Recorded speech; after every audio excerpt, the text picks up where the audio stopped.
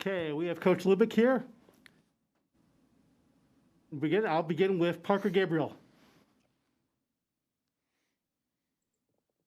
Hey, Matt, how you doing? Good, how are you? Good. I'm curious, Scott made a reference yesterday to sort of working to pare down the number of receivers you had involved, or sort of concentrating the reps a little bit more. What went into that, and what have you thought about the growth from your position group maybe over the last couple of weeks? Yeah, I've been happy as far as guys striving to get better every day and focusing on daily improvement. And the last two games have been two of our better games, especially in the run game and blocking. I know guys keep track of stats and the fans see guys catching balls, but we were on the right hats, and guys were moving some guys in some crucial bubbles, which is a big part of our offense. So that was good to see.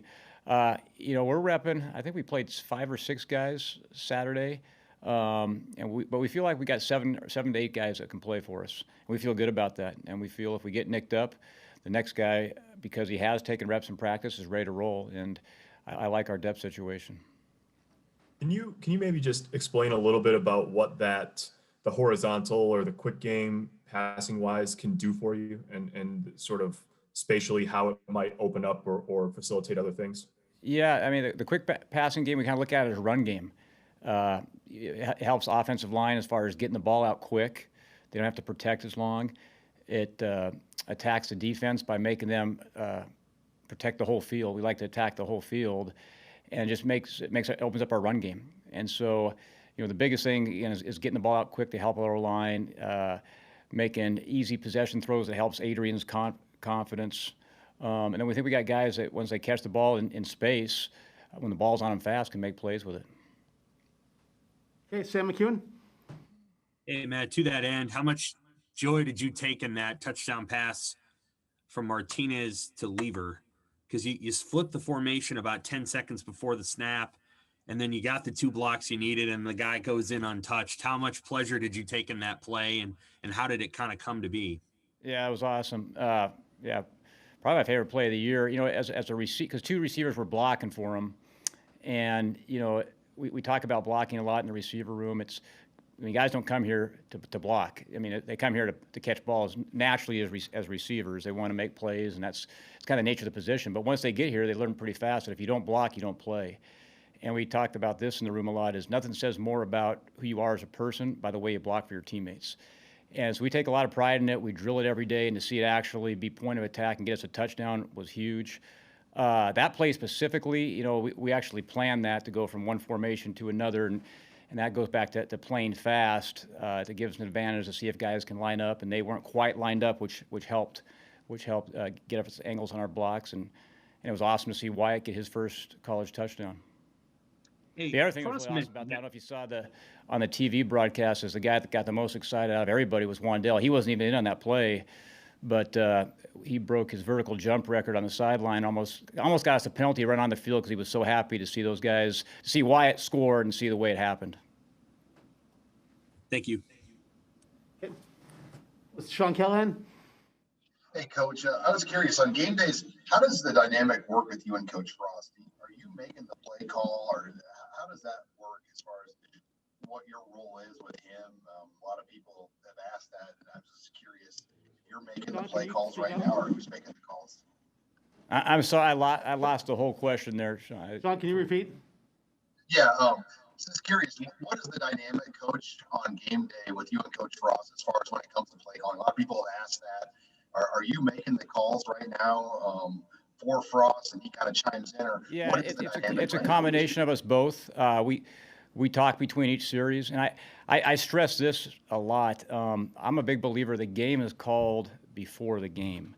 And as an offensive staff, we put together a game plan of, hey, in this situation, we're going to do this. In this situation, we're going to do this. These are our best 1st and 10 calls. These are our best 3rd down calls. And then it just becomes a matter of reacting. But as long as you're organized and everyone's on the same page, it's pretty much called before the game even starts. It's just a matter of practicing it over and over for different scenarios. And I think, we do a decent job of that. The fact that Scott and I have been together for a long time, I think we think a lot alike. I think there's definitely a mutual trust level there. But we speak between each series and kind of get the next series called before the series. Okay, Kevin Suits. Matt, Adrian's been really good over the past 2 games, and I think a lot of folks nationally are now starting to learn about his situation, and he doesn't hide behind the fact that he was demoted. And for him to see this success right now over the past 2 weeks, what have you seen out of him in practice, in his performance, not just the way he's handled the whole situation, but what, from a football standpoint, has he done really, really well that's translated to success on game day? Well, first of all, the way he handled when Luke started the Penn State game, and he was Luke's biggest fan, not just in practice, but during the game and supportive, and that rubbed off on everybody. And that's not natural when a starting position gets taken away from you for people to react that way. And it shows a lot about him as a person. And that's how he is. I mean, those guys are generally best friends. He got a little nicked up in the game. He was fine, but he's like, hey, if I can't throw, I need Luke to go in for me. I mean, that's how they feel about each other. And so, obviously, that says a lot about him. His leadership, to me, he grows each week. After the Iowa game, which was a tough loss, we had chances to win on the last drive, he went after the game and had an emotional talk to our football team about what we have to do to win and how close we are, and this isn't good enough. And our team responded, and it was one of the best passionate talks I've ever heard in the locker room. So that's just, a small story of what he does off the field that people don't see, that our players are responding to. Derek Peterson. Hey, Matt, it seems like in the last couple of weeks, or at least the last 2 games in particular, the offense is moving with a little bit more efficiency. I think Levi Falk was asked about it after the game, and he said that there weren't any adjustments made. It was just more guys are executing better. What do you attribute that to? I think it's an easy answer. I would agree with you. I think we the last 2 games against 2 good defenses, we've played better. But it's a combination of things. It's in practice, being more attention to detail as players and coaches. It's limiting our game plan a little bit, being more purposeful on our reps and the looks we give. And then I think because our quarterbacks can run the ball and they've been throwing the ball accurately, that helps us stay balanced. That helps us stay really balanced. And so it's a combination really of all position groups and coaches working a little bit harder and doing the best we can. But it's just not one specific thing.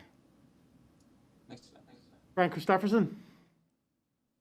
Hey, Matt, how satisfied were you with that first drive out of the second half? And I bring that up because I think you guys have scored the last 3 games on that first drive. And last year, that was a struggle for this team. What have you seen from guys kind of coming out of the locker room the last few weeks on that possession in particular?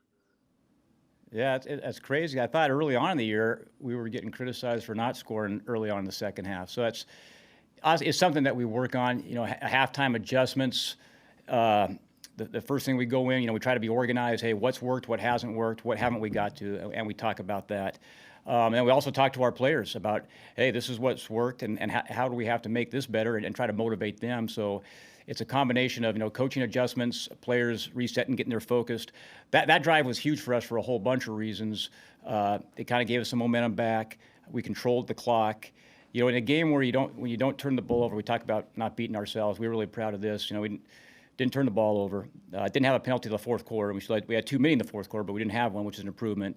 We had our snaps better, so we weren't really beating ourselves. It was just us executing, which we've had issues with this year. But the last 2 games we've been better. So I think guys are really focused on that, and that's a step in the right direction.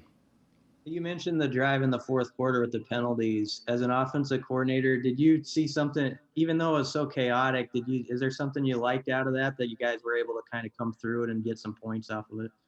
Yeah, I mean, it's the play the next play attitude, and we talk about that all the time because it's easy to get discouraged after a penalty, and the odds of being successful in that drive are not in your favor. But I think we had 2 or 3, but we were able to overcome those. We actually got one on our side too, a penalty that helped us sustain that drive and change field position. So, because that's how things are going to happen in a game that you don't like. Guys are going to make mistakes. It's how. We talk about that's mental toughness. How do you handle the mistake? Can you really flush it and learn from it? Can you play that next play regardless of what happened the previous play at all-out effort with all-out focus? And so that to me was a sign of improvement and a sign of just maturity by our guys being able to, okay, we had a penalty, let's go next play. And as coaches, you got to do that too. You all of a sudden, you're 1st and 10, but no, you got a penalty now you're 2nd and 20. Well, you can't panic. You have a plan for 2nd and 20, and you got to have that call ready to go and use that call. Okay, we got time for about 2 more questions. I'll go Mitch Sherman. Hey, Matt, you guys got to see the difference with Diedrich back this last game, and have obviously had to play without him a little bit. What kind of a lift does he bring you, not just physically, but emotionally on the offensive side when he's there? Yeah, fiery personality, and that's the way he is every day in practice. He is a vocal leader, and so he just gives us juice.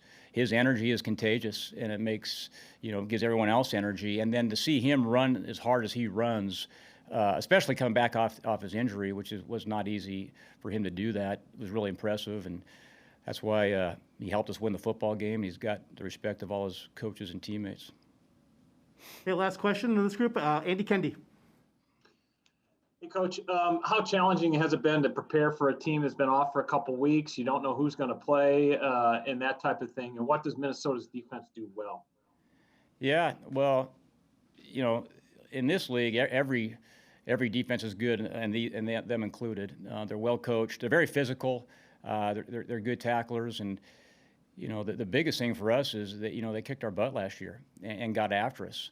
And so we've got a ton of respect for their coaches, for their players, and what they do. As far as preparing, we treat it like any other game. We do have some film on them, and we can't worry about like who's playing and who's not playing. And it's 2020, it's COVID, it is what it is. We all have our own issues. I know they'll be prepared, and we know we're going to get a heck of a challenge and a heck of a contest, and they're going to be physical. And I'm sure they're excited to come down here, and I know our guys are excited as well. Perfect. That'll end our time with Coach Lubick. We'll have Coach Chenander here shortly.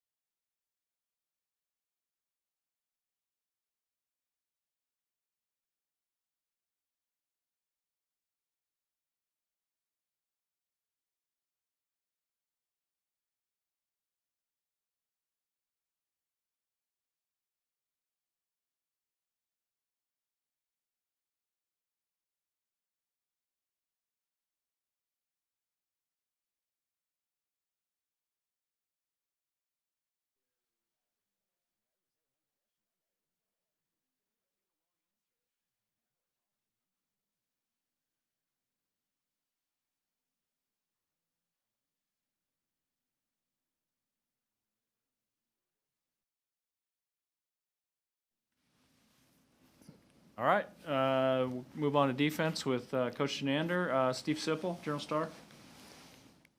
Hey, Coach, 2 straight games of good run defense, good to excellent run defense. What's been the key?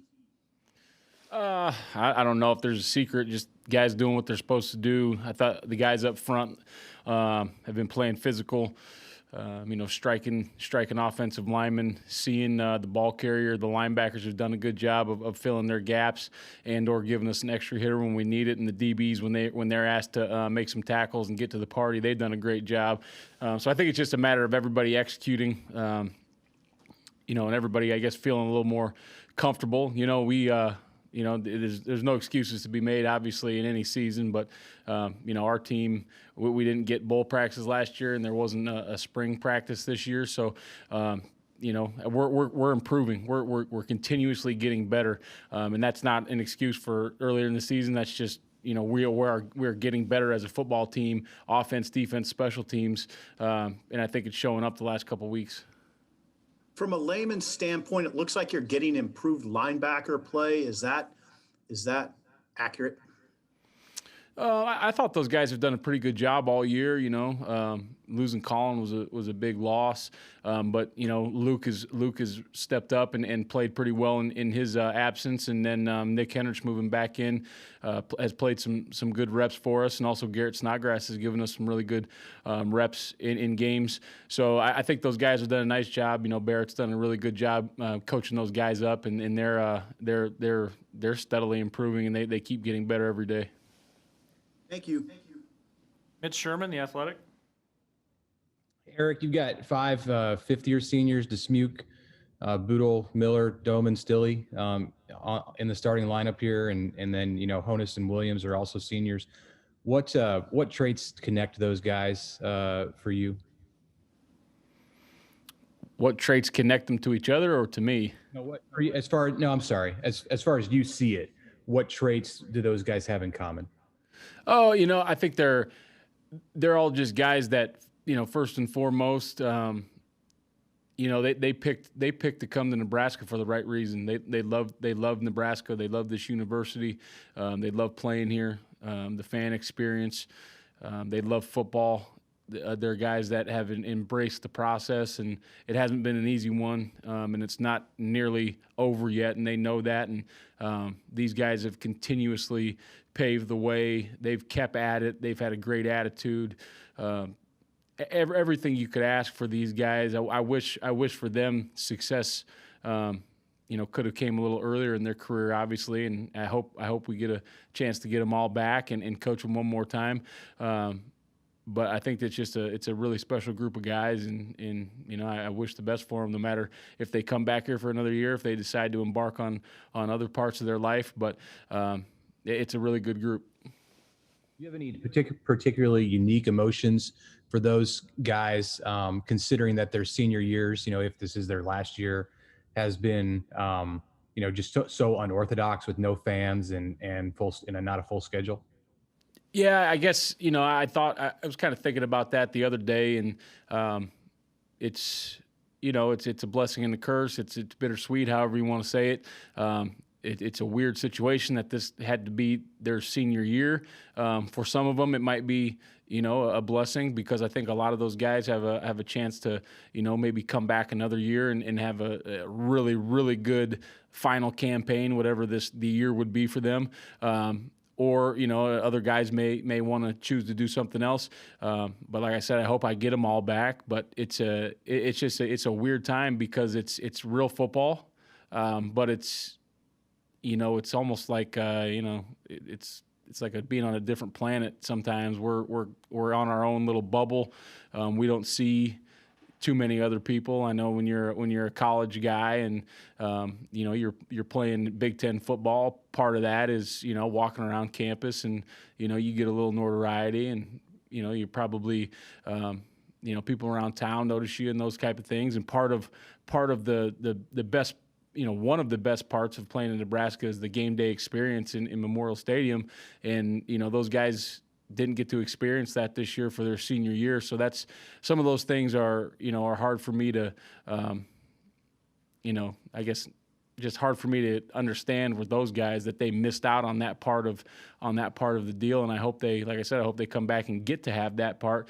But some of the really, really special parts, especially about playing at Nebraska, were taken away from those guys, but they banded together as a team and a group, and they got through probably one of the strangest times in their lives, certainly all of our lives, but certainly for a 20-year-old or a 21-year-old, it's something that's been unprecedented. So I got to commend them for that. Brian Christopherson. Hey, Eric, what was the challenge when Miles Farmer suffers that freak injury before the game even starts, for your guys to just go on from that, and also just, I guess, your feelings towards Miles and the injury and losing him for a while? Well, I guess first things first, when the injury happened, the first thing that I think everybody was thinking was, we need to take care of Miles. It wasn't about the football game or what are we going to do without him. It was, let's take care of him. My feelings toward Miles, just like all the guys, I love him like he's my own. and that hurt me really bad to see the pain that he was in, and not the physical pain, just the pain that he kept saying, I just want to play football, coach. I just want to play football. And knowing that was going to be taken away from him. But he's a strong kid. He's got a great family. So he's gonna come back strong from this. And then as far as moving on from there, it's always next man up. You hate to lose somebody, but it's next guy up. And, we have good guys. Noah Pola-Gates is ready to roll. Isaac Gifford's ready to roll at the safety spot. And the other guys truly embrace, just like they did when Colin went down, that, when you lose a brother, then you play harder for them. And if you think you can't play one more, or you're too tired, you just think about them and them not being able to go out there, and it'll propel you through that series. So I think the guys embraced that it's just time. Let's go get this one for Miles, and let's go play hard for Miles.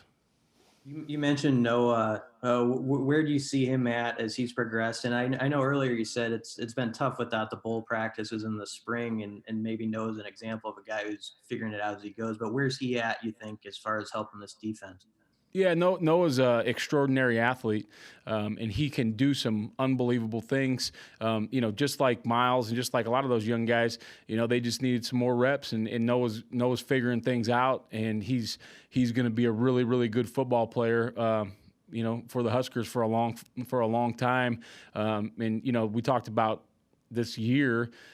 For a guy like that, this year, may have been a huge blessing, because it, quote unquote, doesn't count eligibility wise. It definitely counts as far as football, but it doesn't count eligibility wise. So for him to get a whole more season of reps, and to get a little game experience, and just to get all those reps being up with the ones and twos, I think that's going to serve him very well as he moves forward in his career. Thank you. Parker Gabriel, Journal-Star.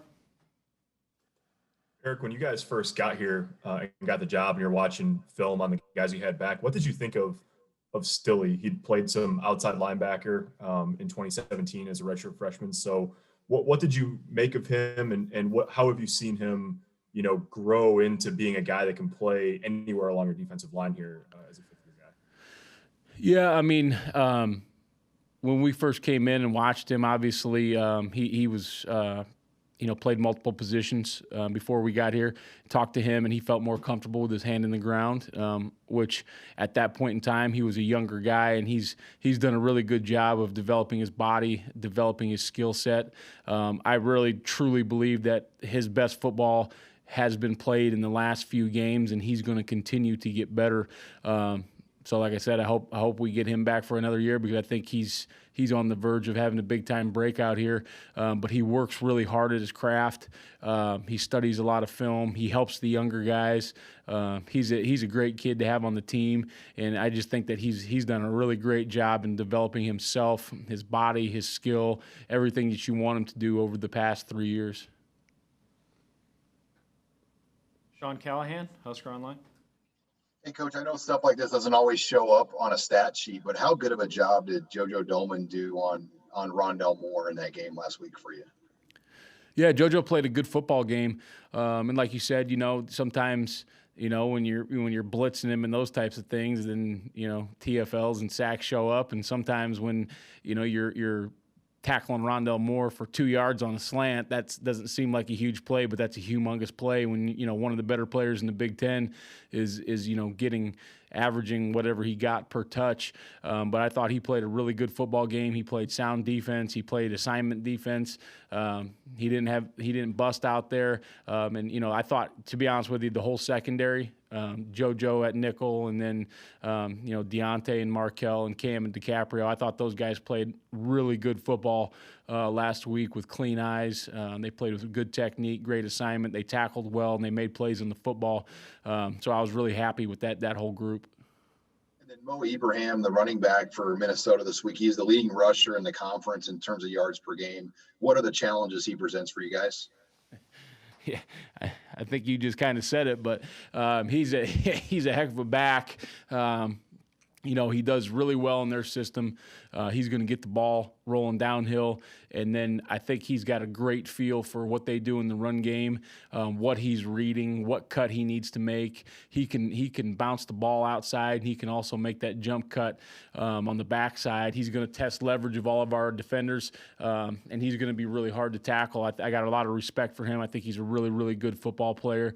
And their offensive line is a big physical unit too, along with their tight ends. So that's a big challenge this week is going to be, stopping the run game, tackling Abraham, and just, bottling up this whole run attack that they have. But I got a lot of respect for what they're doing up front in the run game. Two more quick ones for Coach. Andy Kendi, KETV. Coach, how much do you bring up last year, or do the guys just know what happened last year, and how much better prepared physically are you to match Minnesota this year?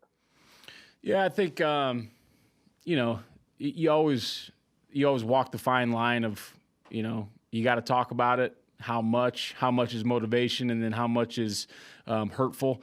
But it's been talked about. It'll continue to be talked about. But you're always walking that line. Physically, obviously, I think we're in much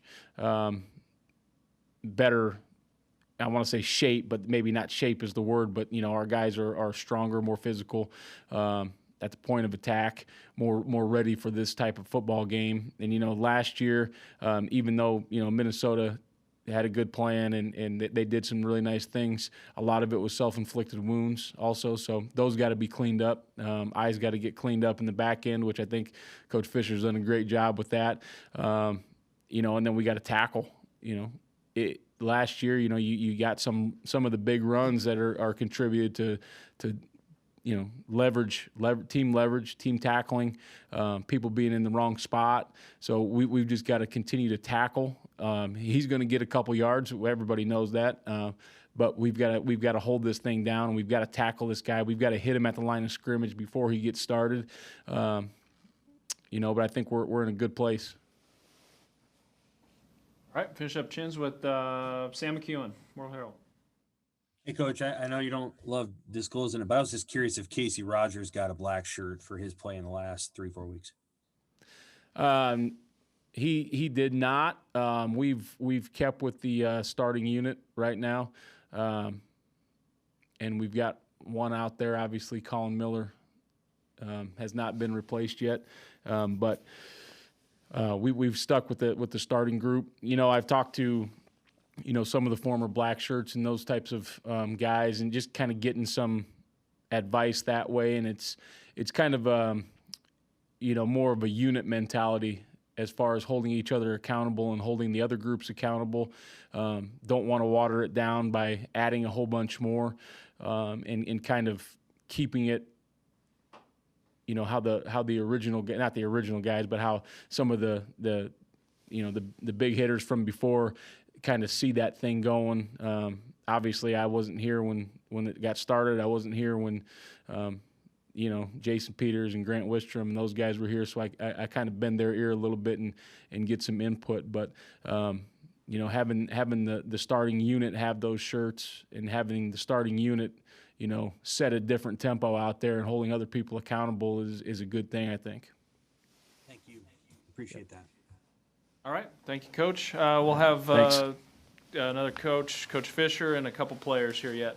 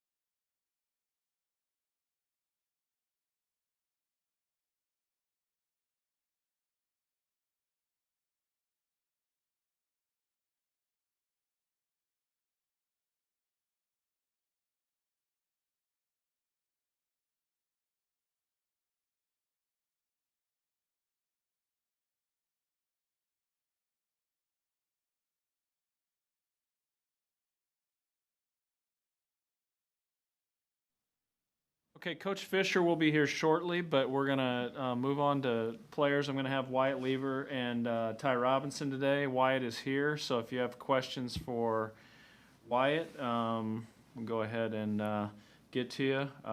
Let's start with Parker Gabriel, Journal-Star. Hey, Wyatt, can you just talk us through the touchdown, what you saw, and if you had a feeling, pre-snap once you traded over to that side that it was looking pretty good? Pre-snap, it's a run-pass option play, and I knew I had guys like Levi Falk and Austin Allen out there blocking for me. I really wasn't expecting it to be, that wide open, so I caught the ball and saw the edge was open and hit it as hard as I could and got in. Joe Nugent, WOWT. Hey, Wyatt. A lot of cancellations throughout college football this year with COVID.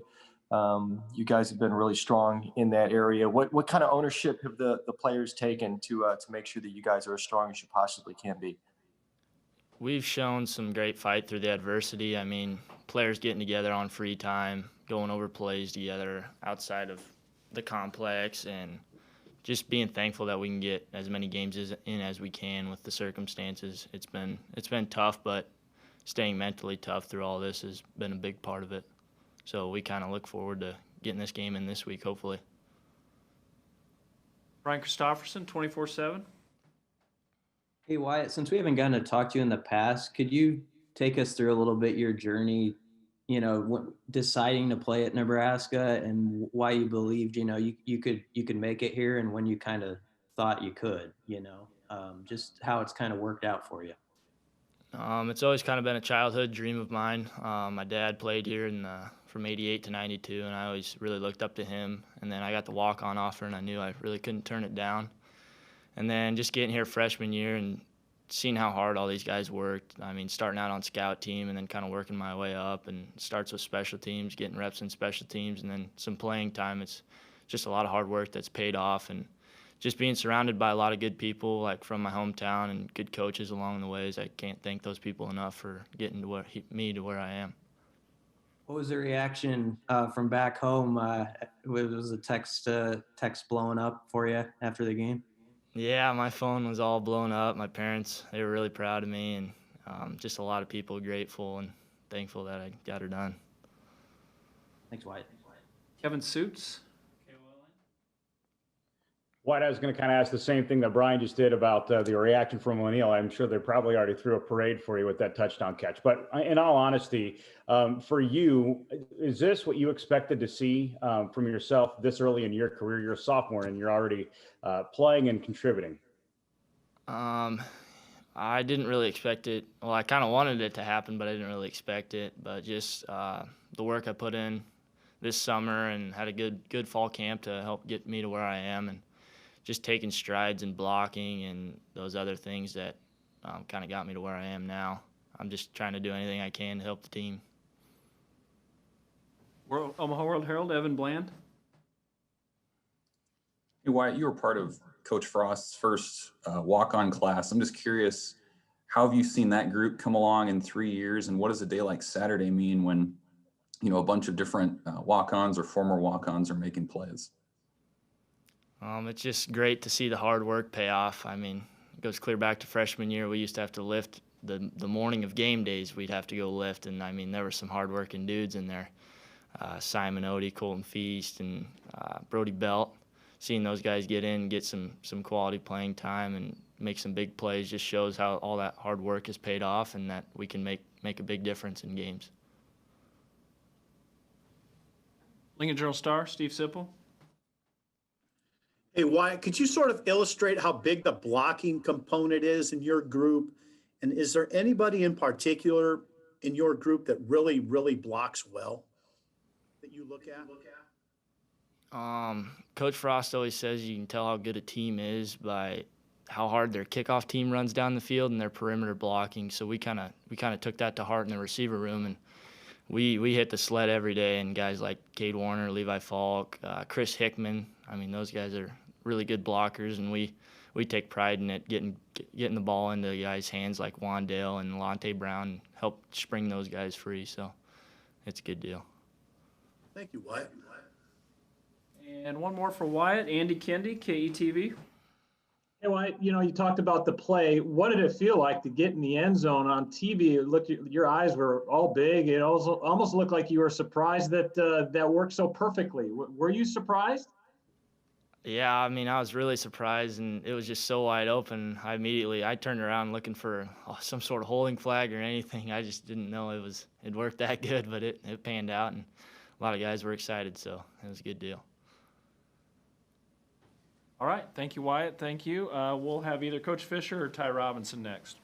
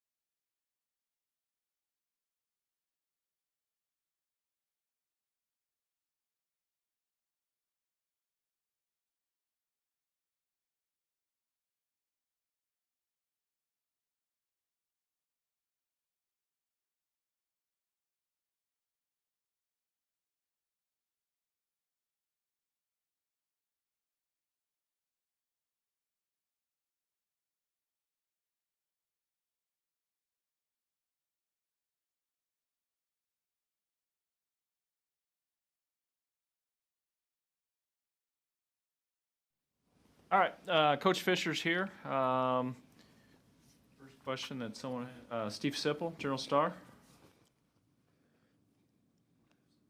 Hi, Coach. Wanted to ask you about Markelle Desmuke. Markelle didn't really, he wasn't a main contributor until his junior season. What does it say about him as a dude that he was able to stick it out while a lot of guys hit the portal in those circumstances? Markel's been doing a great job. I mean, just starting off, just coming from the first year I've been here, just the culture in the room, and he's completely changed as far as being around. Just the culture in the room has just totally changed, and then he's been a great voice in the room to the younger guys. He's tried to do everything he can to keep the room intact as far as his culture and what I'm expecting from the guys. And he's doing a great job on the field as well his senior year. So he's happy every day to be in the building. I think last year he played hurt a lot of the time. How did that affect him last year? And have you seen a difference this year in that regard? It says a lot about him, It really does, to be banged up. He had a neck and that spinal kind of neck area was kind of banged up a little bit. But he played with it. And so I know it was tough for him because a lot of games, especially the Minnesota game, didn't have his best game. But he played with it and showed signs of toughness and didn't want to let his teammates down. So it says a lot about Markelle, just playing through some tough things and playing through some tough situations. It says a lot about him as being here for 4 to 5 years. Now he's a senior and he's been through some tough times here. But he and the perseverance and the way that he sees things and stuff like that. So it says a lot about Markelle. He's done a great job for us. Thank you, Coach. Brian Christopherson. Travis, Eric Shenander mentioned with Miles' unfortunate injury, Noah and Isaac Gifford having to be kind of next guys up. How do you feel they're at, where they're at, and how they've kind of come along? Noah and Isaac's doing a great job. I mean, they came so far in a short period of time. They had practice every day, and they're the next guys up. So, we can move guys in different spots, and it's one good thing about being versatile in the room like that. You can move guys in different spots, but both guys are doing a great job for us. What can you do as a coach when a guy like Miles suffers an injury that's going to take a process to get back from? What's your role, for the next 6 months or whatever as he deals with that? How do you help a guy along from your standpoint? All I can do is just keep giving Miles the positive and something to look forward to. Obviously, man, it was, very unfortunate he got hurt, in pregame, and Miles is doing a great job for us this year. He's like a third starter for us. Actually, not even a third starter, but just like a starter for us as far as how far he's grown in the room. But just looking forward to this thing is some positive to go, some positive to every negative. And the positive is Miles get a chance to heal up. It's not the worst injury in the world. Miles get a chance to heal up. He's positive right now. He's at practice today. He also get a chance to study a lot of film, all right? Being a guy that we're going to definitely depend on. I'm going to definitely depend on in that room. He get a chance to watch a lot of film. So there's a lot of positive and things that Miles can do and he's looking forward to do until he can get back on the field. Thank you. Yes, Sam sir. McEwen, Omaha World Herald. Hey, Coach, what kind of guidance do you give your three seniors, Boodle, Desmuke, and Williams, as it relates to the decision they have coming up? I know that a lot of these guys have said they're not going to focus on it, and I understand that. But at the same time, you know what it's like to play in the NFL. You've also coached players who've gone to the NFL, and we're at senior week. And so there's, at some point you're going to have to jump, cross that bridge. How do you feel about those three? And I assume you want them back, but at the same time, you want the best for them personally? Yeah, I love all three guys and the same, and I want the best for those guys. However, I haven't approached those guys about the decision after the football season because we still got a season. So I didn't want to talk about things that necessarily, you never know how things can go. And look at Miles Farmer in pregame, all right? So you don't want to jump the gun with talking about the NFL.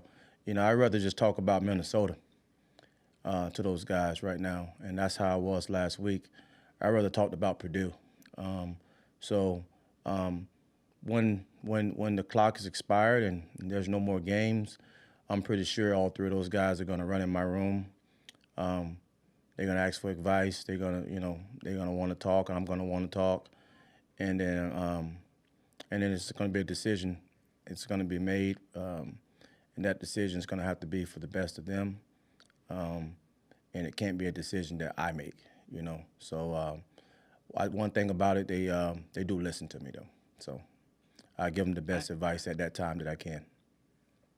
I had a question too about Lamar Jackson. I mean, he was in the spotlight on Sunday because of a play at the end of the game that his coach actually got fired for. But how proud are you of that Lamar was not drafted and yet made the Jets? Not only that, he started 5 games and is a starter in the NFL as a rookie.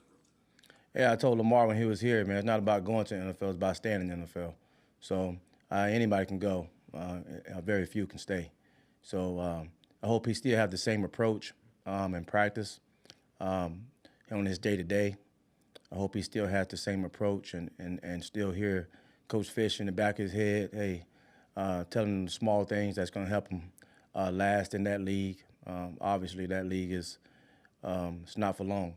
All right, that's what it stands for. So hopefully he can cherish the moments when he's there and practice like it's his last day every day. Thank you. Mm-hmm. Parker Gabriel, Journal-Star. Hey, Travis, where would you say Cam Taylor-Britt's level of play is on the edge right now, and how much confidence do you have? I can't hear you. I'm sorry. Go ahead again, Parker. Just repeat it. Where would you say Cam Taylor-Britt's level of play is right now on the edge, and how good can he be, from here as he continues to improve? Yeah, I think Cam is having a great year. Obviously, he's grown so much, over the past 3 years, 2 or 3 years for us, and he has a lot of room. He has a very high ceiling. I think right now, in my opinion, I think Cam is one of the top corners, definitely in the Big Ten, if not the top corner in the Big Ten, in my opinion.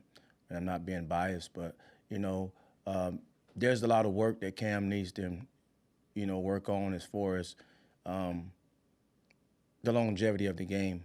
Being able to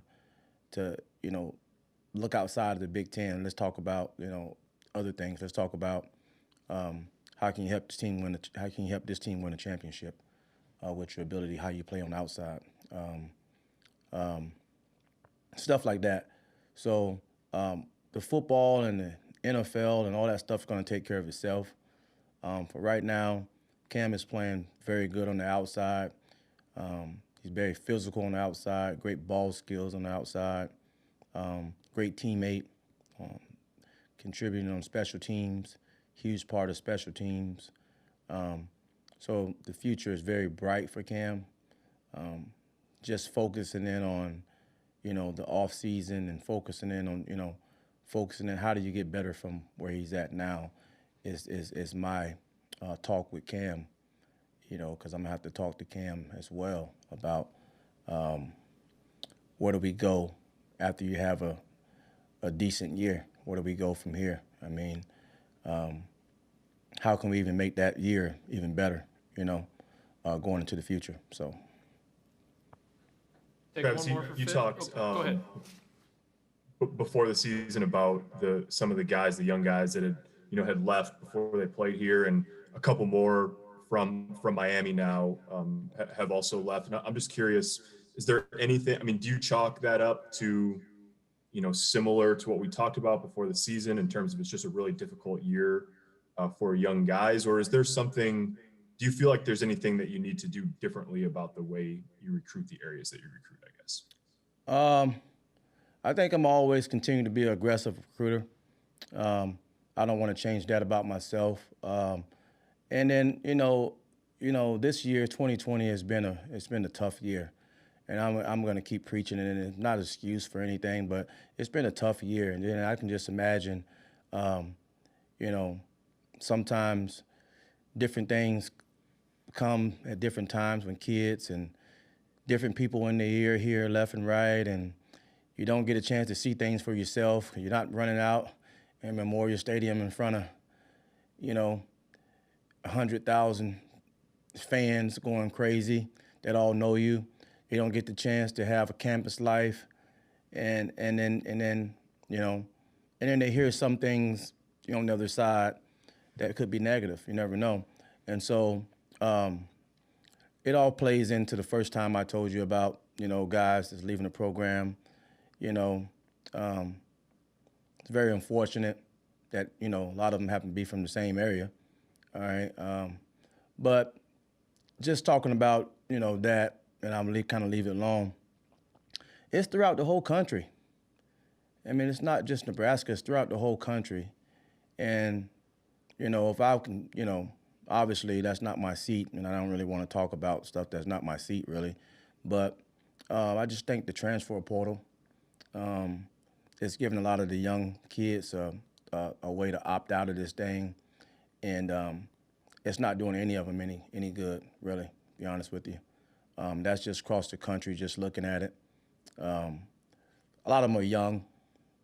A lot of the kids are young. They're freshmen.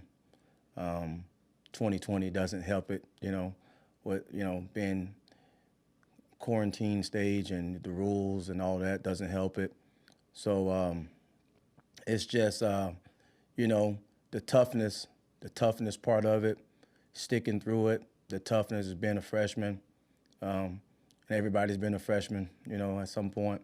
So it is tough, but 2020 and the things that we have to overcome so far in 2020 has been just an added piece to it, and it's very sad to see a lot of young men leave something so great because they don't know, and then it's very sad to see, but.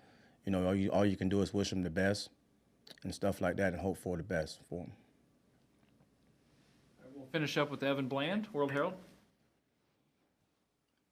Hey, Travis, I just wanted to go back to a senior question real quick. You have as many seniors in your room as anybody. What makes that group special to you? And maybe if you were to look back, what has been kind of their role in helping you reshape the room over the last 3 years? Yeah, they've done a great job. I mean, there's guys, I can go back. It's guys like Reed Carroll, that was a walk-on for us. There's guys like Eli Sullivan, that was a walk-on for us. DiCaprio Boodle, Trey Neal, that came here, that transferred in here, that I coached for a long time at another school. Those guys are the reason why the culture is in the room is set, to be honest with you. Reed Carroll and Eli Sullivan, DiCaprio Boodle, and Deontay Williams, and now you got a Cam Taylor has taken a big leap. But those guys are the reason why.